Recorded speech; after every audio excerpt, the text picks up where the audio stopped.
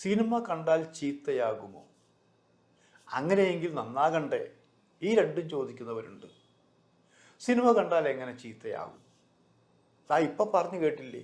ഇപ്പോൾ അടുത്ത കഴിഞ്ഞ ദിവസങ്ങളിലുണ്ടായ കൊലപാതകങ്ങൾ ഇരയും വേട്ടക്കാരും എന്ന പോലെ തന്നെ ആയിരിക്കണം.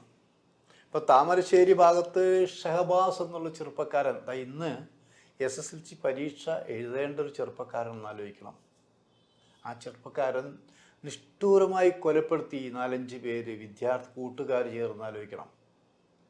അപ്പുറത്ത് വെഞ്ഞാറമൂട് ഭാഗത്തേക്ക് വരുമ്പോഴോ അവിടെ അഫാൻ എന്നുള്ള ചെറുപ്പക്കാരൻ 3 സ്ഥലങ്ങളിലായി തനിക്ക് പ്രിയപ്പെട്ട 5 പേരെ കൊലപ്പെടുത്തി.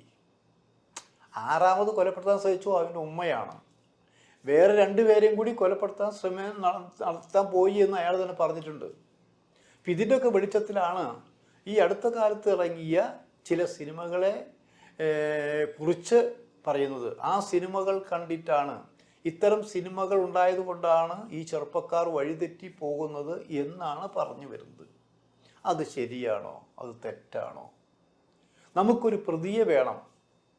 യഥാർത്ഥ പ്രതിയെ നമ്മൾ ഹാജരാക്കാതെ ഒരു പ്രതിയെയല്ല വേണ്ടു, അങ്ങനത്തെ ഒരു പ്രതി എന്ന് പറഞ്ഞുകൊണ്ട് സിനിമയെ ആ പ്രതിസ്ഥാനത്ത് നിർത്തിയിരിക്കുന്നു എന്നാണ് ഞങ്ങൾക്ക് പറയാനുള്ളത്. മലയാള സിനിമയുണ്ടായിട്ട് 100 വർഷം തയ്യാറായി. 2 വർഷം കഴിഞ്ഞാൽ 100 വർഷമായി, ഏകദേശം 100 വർഷമാവും. ആ കാലഘട്ടത്തിൽ ഇറങ്ങുന്ന പല സിനിമകളിലും വയലൻസ് ഉണ്ടായിട്ടില്ലേ? ആദ്യകാലത്ത് വയലൻസ് കുറവാണെങ്കിൽ ഏതാനും വർഷങ്ങൾക്ക് മുമ്പ് തന്നെ സിനിമയിൽ വയലൻസ് തുടങ്ങിയിട്ടുണ്ട്. അത് മലയാളത്തിൽ മാത്രമല്ല, തെലുങ്ക് സിനിമ എടുക്കുക, തമിഴ് സിനിമ എടുക്കുക, ഹിന്ദി സിനിമ എടുക്കുക, ഈ ലോകോത്തര നിലവാരത്തിലുള്ള സിനിമകൾ എടുക്കുക എന്നാലോചിക്കണം.